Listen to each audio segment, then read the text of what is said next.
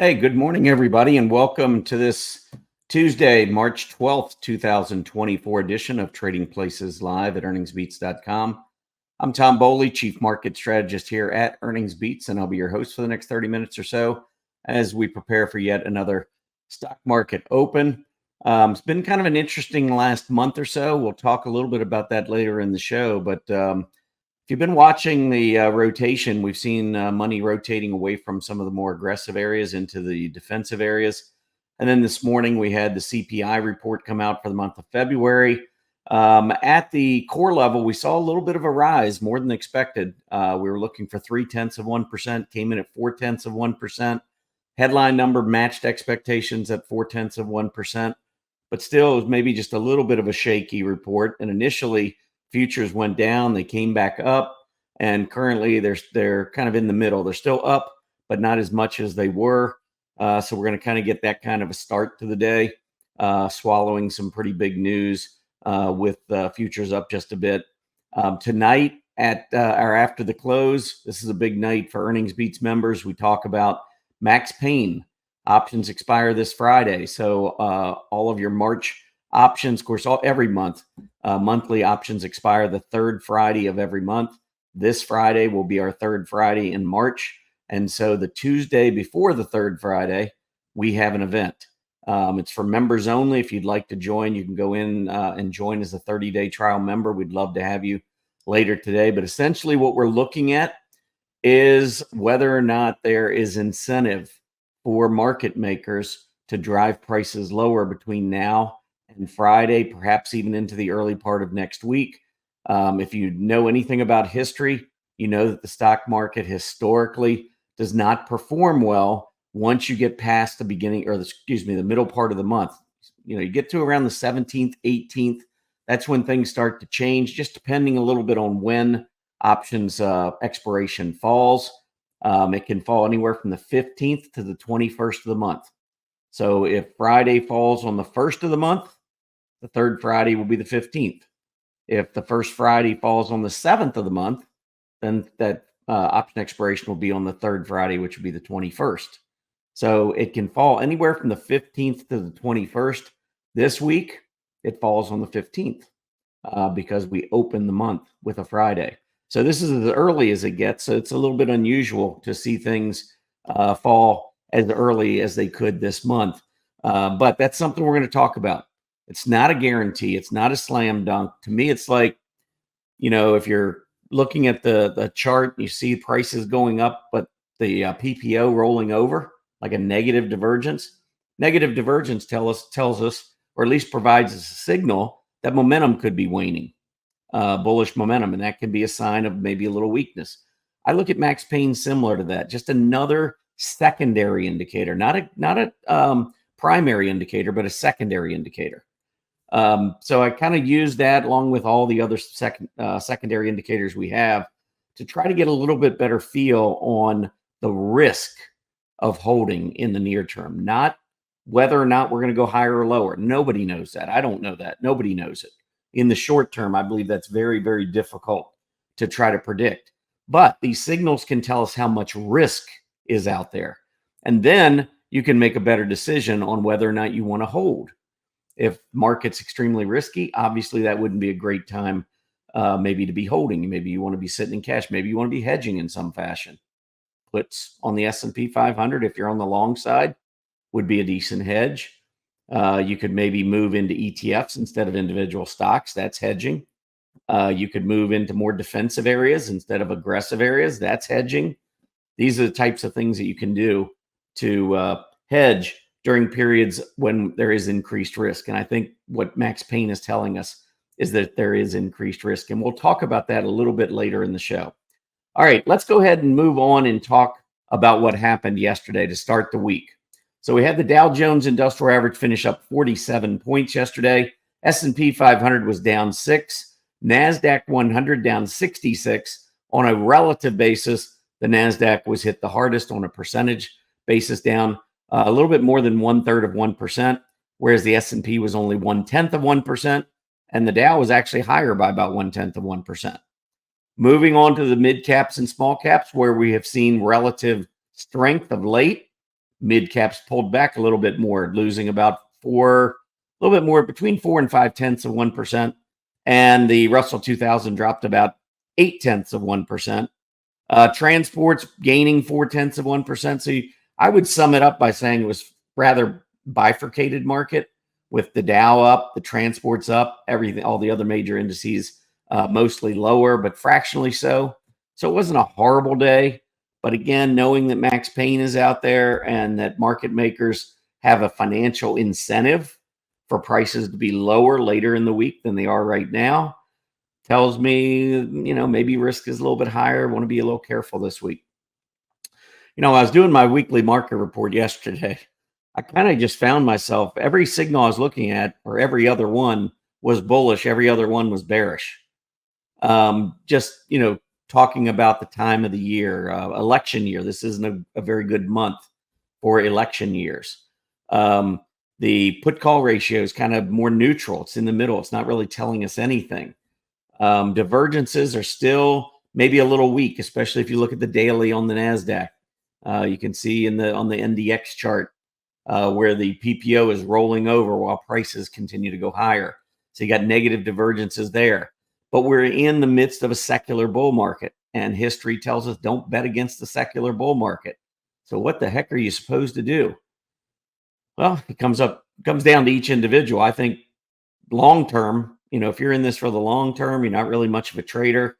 Just want to make sure that, the market looks okay for down the road. And if it goes down the short term, so be it. I'll just ride it out. Then I think you want to stay in the market if that's your mindset. If you're a trader, that's a tough call. I mean, I think it comes up to each individual trader. Do you want to give up on this rally that has had legs now for well over 4 months?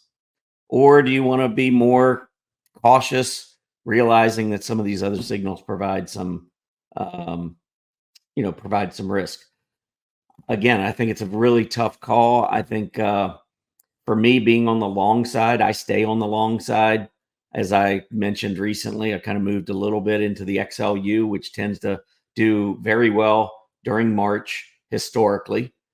In fact, just about all of the defensive areas tend to perform better in March, June, September, and December, which are the third calendar month in each calendar quarter. You get past earnings. Earnings aren't driving the action anymore. So you're getting very limited news in terms of earnings. And you've just, a lot of times with earnings, you've had a run up.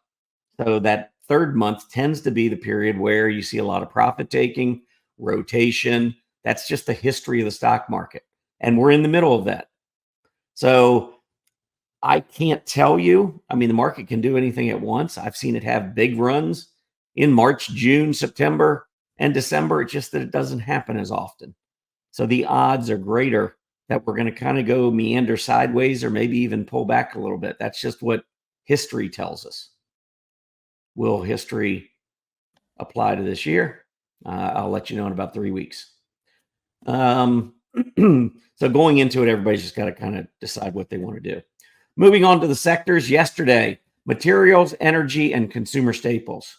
Does that sound like a great leadership? Dow was up, transports were up, S&P down fractionally, just barely. And we had leadership from materials, energy, and staples. Doesn't sound like a great group to me. Energy and materials tend to kind of go up whenever. There's not really a bullish environment or a bearish environment in terms of the aggressive sectors, defensive sectors. They just seem to kind of do their own thing, which is why I just call them neutral sectors. But staples is clearly a defensive group, and that was the leader among all the defensive and aggressive sectors yesterday. So kind of giving us a little bit of a slant towards safety. And I'll show you some more about that late in the show that I think you'll find pretty interesting as well. Moving on to industry groups, it's kind of a different group of leaders. Mortgage finance, of course, in the financial area, rising 4.15% yesterday, making a big breakout. So we had previously topped around 10 or maybe 10.10, something like that.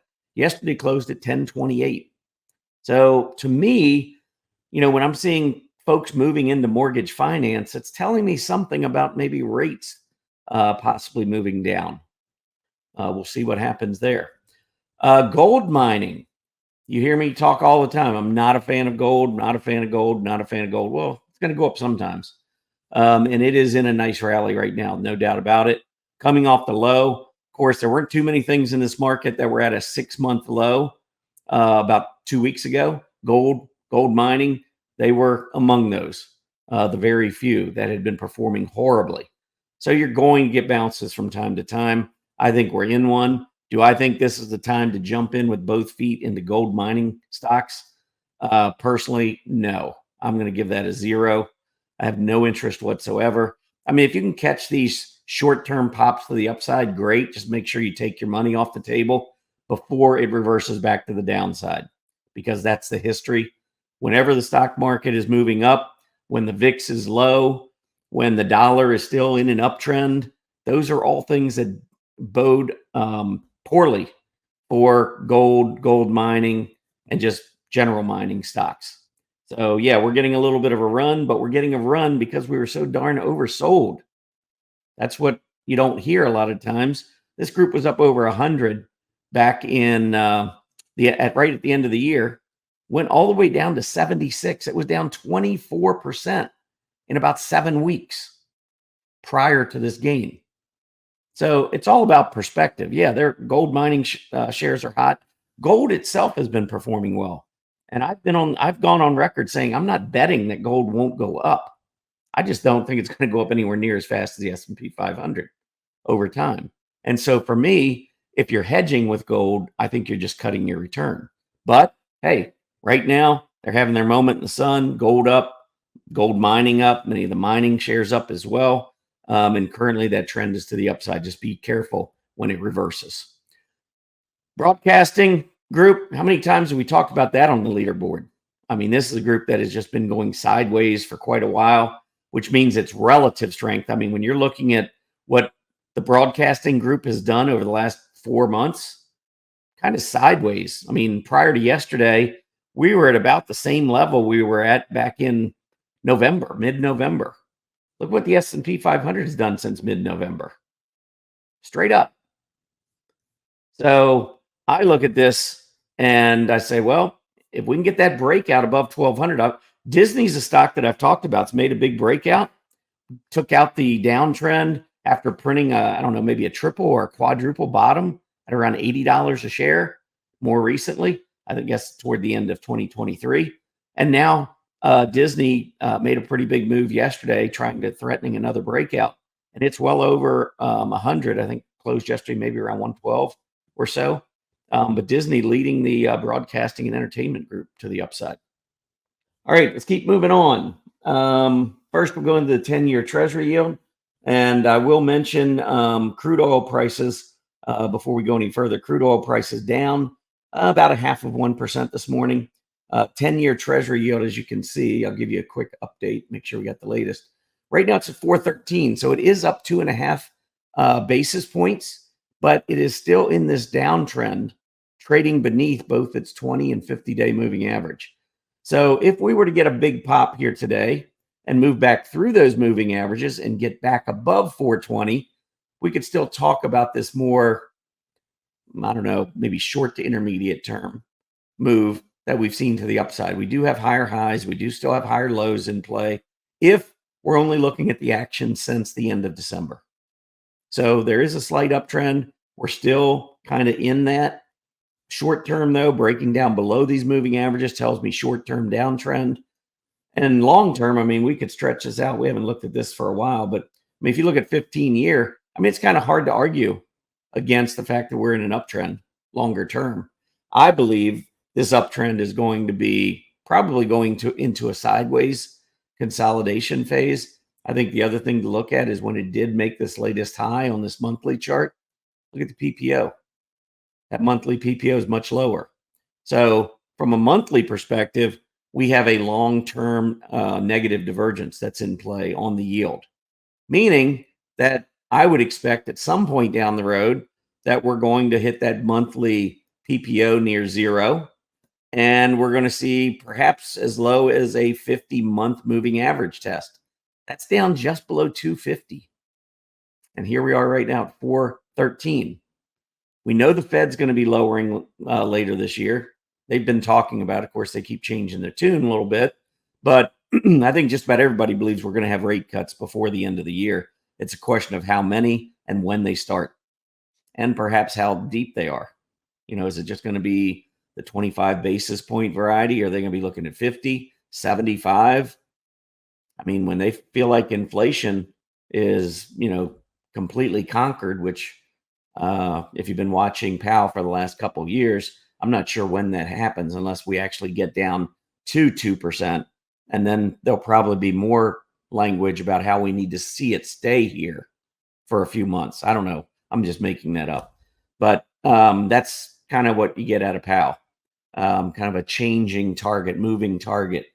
That's the way it's been the last, excuse me, that's the way it's been the last year and a half, at least in my opinion. So anyway, I think longer term, we're going to see it move down. I don't know if we get down to 2.5, but I do think 3.25 is certainly possible. If you look back, we had double tops around 3.25, that going back over the last decade, 2014, and then again in 2018. When we broke out above that and came back down, where did we come back down to? 3.25. So that's yield support right there from a longer term perspective. So I believe we're going to eventually go back down to 3.25. I think that happens later in 2024. And then from there, let's just see what happens. Let's take a look at signals down the road. I don't want to get too far ahead of myself on this. But remember, the 50-month moving average is going to continue to go up. And so as the yield drops, you're going to be getting closer and closer to that 50-month moving average, which is going to take this PPO closer and closer to the zero line. But that's the way I think it's going to play out later in the year. I think, of course, with the lower interest rates, we will see the market go up. I think a lot of that's already been anticipated. So the stock market, if we look at the S&P 500 on this monthly chart, we've had a pretty big move since the end of, October of 2022 through where we are now. I mean, we were down under 3,500. Now we're up over 5,100. That's 1,600 points, which is getting close to 50%, maybe just a little less than 50% move in about a year and a half. Now, if you know anything about the long term, the stock market, it averages going up about 9% a year. So when you get these kind of moves to the upside, you need to start lowering your bar of expectations on this continuing move to the upside. A year from now, we could be up another 10 or 15%, maybe a little bit more. But I think we're running out of 30% moves in a year. Maybe we have one more. I don't know. We'll see where we go, but I do think prices go higher. And I think as rates come down, that's just another catalyst to help the valuations continue to move to the upside. All right, S&P 500 keeps moving up. That PPO continues to be a little bit of a problem. Now, this is on the daily chart, but if you remember the weekly chart, going back to the end of 2021 and heading into 2022, this was one of the charts I pointed to. I mean, I had a lot of secondary indicators telling me that we were going to have a rough 2022. This was one of them. Just kept moving higher throughout the second half of 2021. And look at that weekly PPO dropping, just consistently dropping every time we go higher. So it just looked like it was a labored move to the upside. If we ignored everything else and you only looked at weekly divergences, you'd say, yeah, there's a pretty good risk the market's going to come down. So that's what we were looking at then. Now, if you look at that, that's the weekly, but look at what we've been doing on the daily.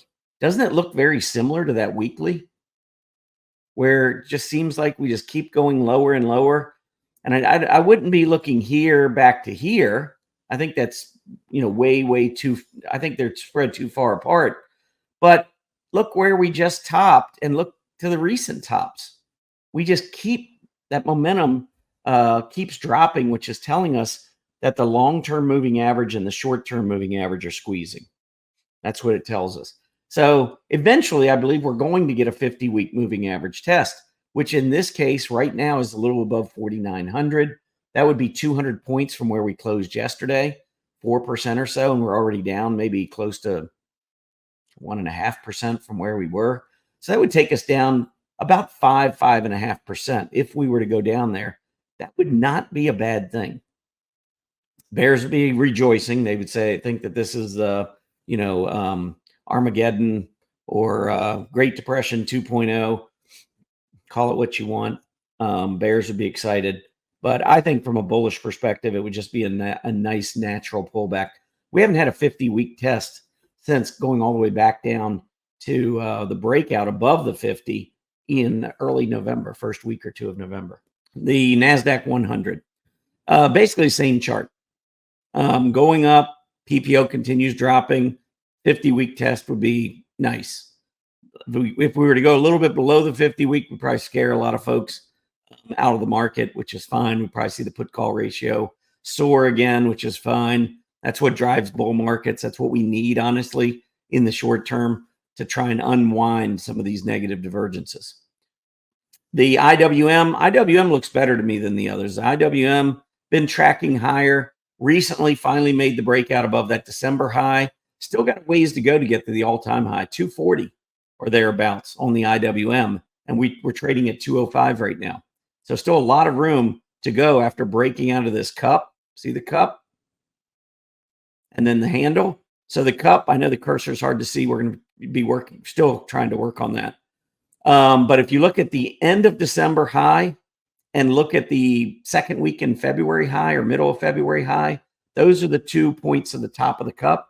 And then everything in between was just that rounded cup bottom. And then if you look at mid-February from the high around 205, the pullback back to the 20-day moving average under 200, that's your handle. Since then, we've broken out above 205, and that measures up to about the 225 level. So I'm expecting still good things here. And the PPO, this is one where I would not go back to here and look. I'm not looking at this as a negative divergence. I'm looking at this as a center line test. All momentum is gone, and now we're starting over, and the PPO is rising. So I'm seeing subtle bullish momentum building in the IWM. Now, after having a lot of hollow candles, you can see the last week and a half, we've had more filled candles or flat. We haven't seen a lot of hollow candles. And as a result, look at the AD line. AD line has actually been going down. So this is something I'd like to see righted maybe over the next couple of weeks. If we do pull back a little bit further and then make a move and break out to the upside, I want to see that AD line come back up. So that's one thing. Short term, I'm not too concerned about it, but if it continues, that could become a problem. Transports, sideways action, really just not showing which way it wants to go. I mean, this is the poster child of what sideways trendless action looks like. The 20 is right on top of the 50. The PPO is squarely on the center line. And price action is sitting right in the middle of everything. This is just showing us absolutely nothing right now. Want to mention monthly options max pain. Mentioned at the beginning of the show. We'll have an event later today at 5 p.m. Eastern. Love to have you join us. It's members only, but you can sign up for 30-day trial. 30-day trial members are welcome as well as paying members. So sign up for your 30-day trial and make sure you benefit from tonight's max pain session. We'll be talking about how low this market could go if market makers decide to take control of the action. If we start losing volume, gives them a little bit more opportunity to manipulate prices. Don't be surprised. I'm not going to be surprised if we see a couple of gap downs out of nowhere over the next, 5-7 days. Wouldn't shock me. Today's chart of the day. And if you want to get the chart of the day, by the way, at our website, just scroll down right here, name, email address, and hit that subscribe button. That'll subscribe you to our free Earnings Beats Digest newsletter. No credit card required. You can unsubscribe at any time. So today, what I thought I'd do is rather a chart.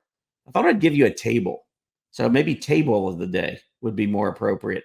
But when we talk about max pain, this is where over at the CBOE, you can look up the option activity on just about any security. So I pulled up the QQQ, and I want to show you, use the filters. I want to see all the volume, standard expiration, which is monthly. I like to see all the options ranges because I want to see exactly all of the in the money calls. And then down here at the bottom, I want to see all of these in the money puts. And then kind of look to see which way it appears we could go based on what would benefit market makers.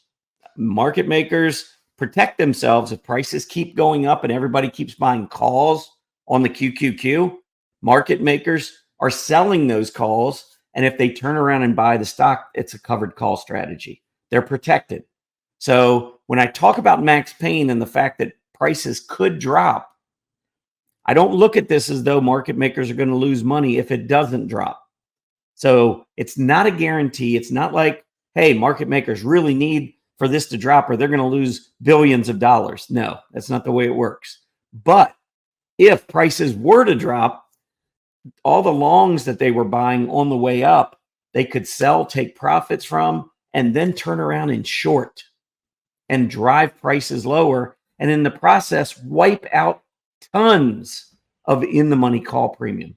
That is what I call a win-win-win for market makers. And not only a win-win-win, but it's more like a win-win-win windfall of profits for market makers. So you always have to be aware of this going into option expiration week. Doesn't mean prices are going to pull back.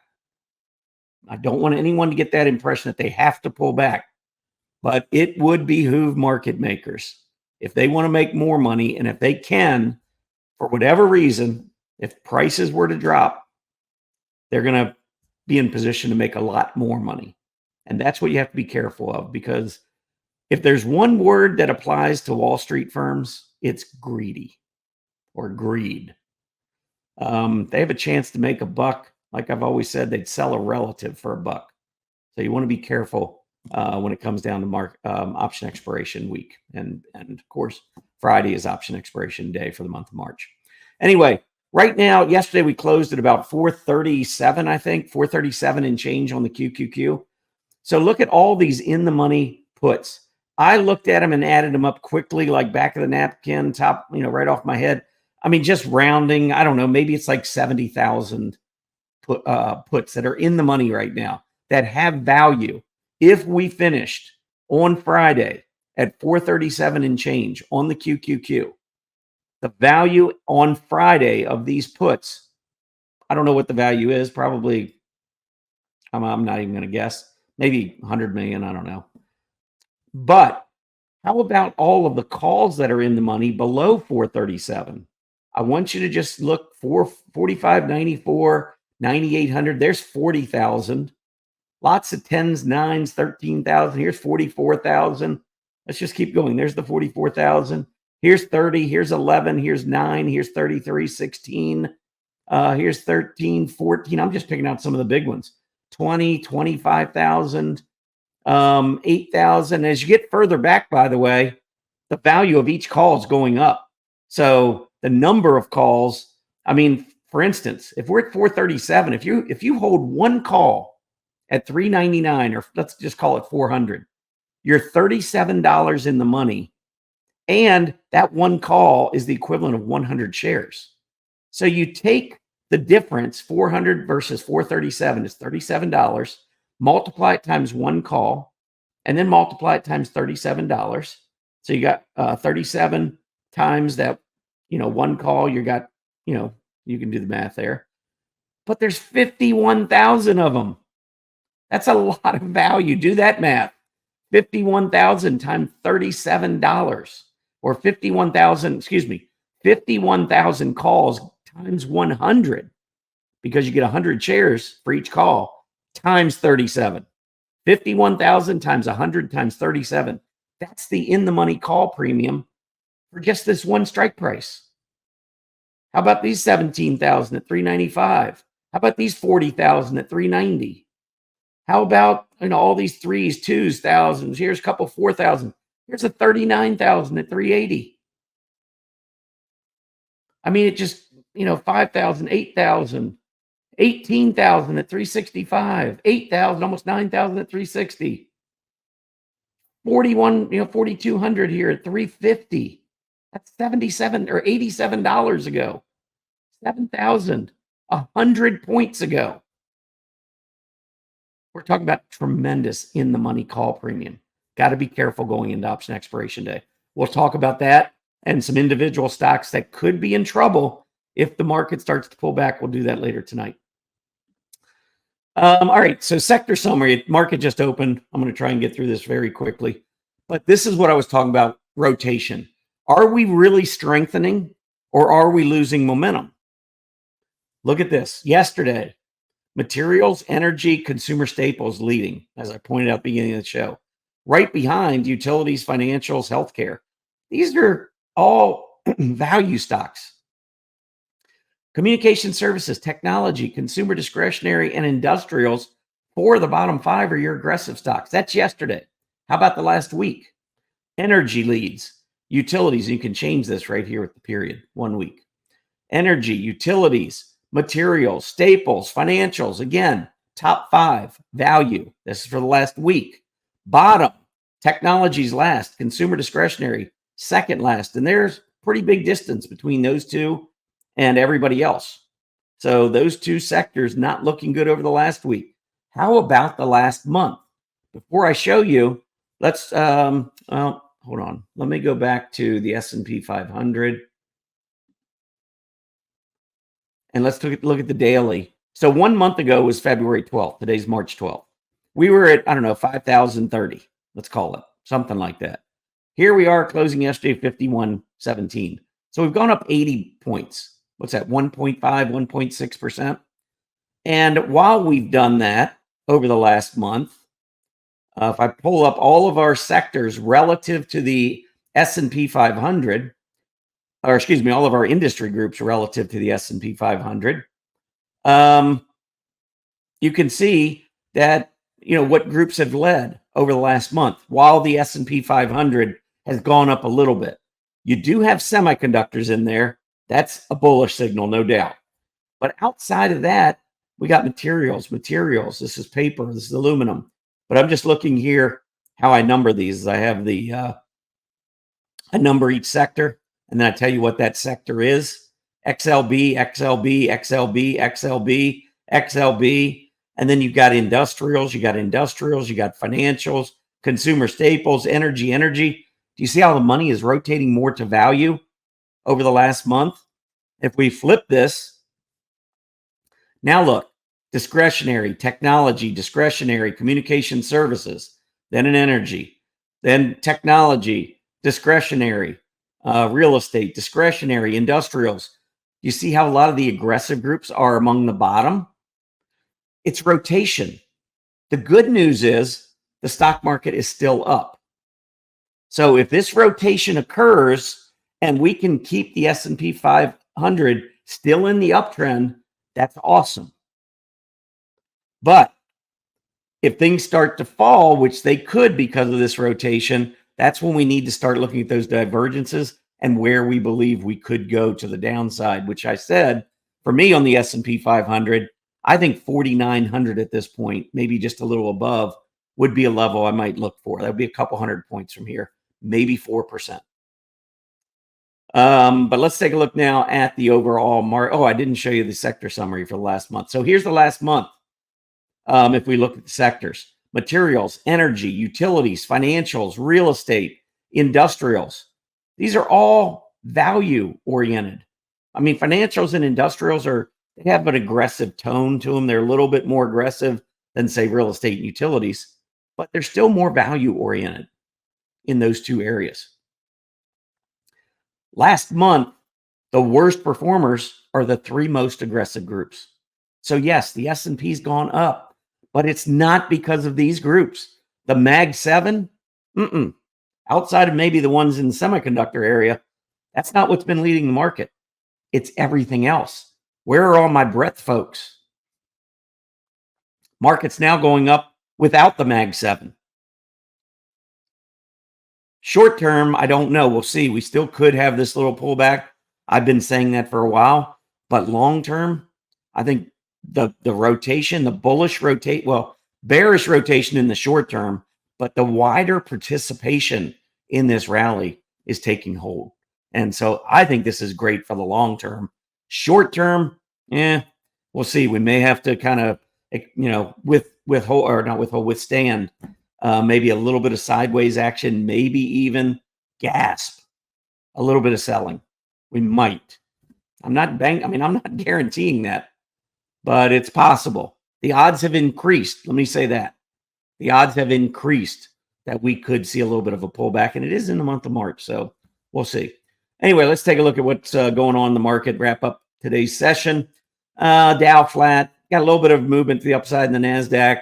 Small caps have fallen back down red. The report, actually, the core CPI number came in a little bit higher than expected.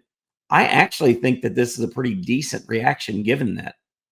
But whether or not we continue to hold this and stay up, or whether or not, like I said, maybe Max Payne gets a hold of us, starts to take us lower, divergences, time of the year, got a lot to think about. Anyway, again, I want to remind everybody tonight, Max Payne. So if you want to check that out and you're not a member of Earnings Beats, sign up for a free 30-day trial.